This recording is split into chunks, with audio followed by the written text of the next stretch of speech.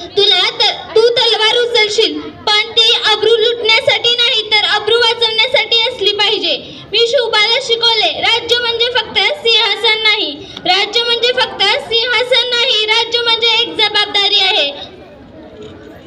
प्रजेच्या डोळ्यातील पाणी पुसणे हेच खरं राज्यपान आहे.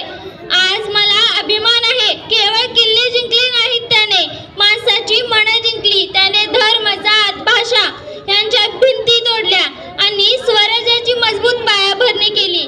पण ऐका, मी फक्त इतिहास नाही, मी आजही जिवंत आहे. आजच्या प्रत्येक आईत जी मुलाला संस्कार देते, आजच्या प्रत्येक शिक्षकात जो विद्यार्थ्यांना दिशा देतो आणि आजच्या प्रत्येक तरुणात जो अन्यायाविरुद्ध उभा राहतो, तिथे मी जिजाऊ आहे.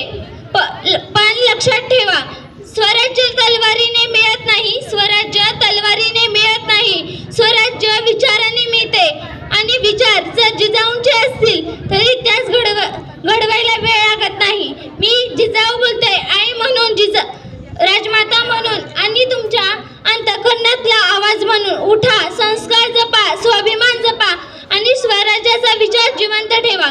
जय जिजाऊ, जय शिवराय, जय स्वराज्य.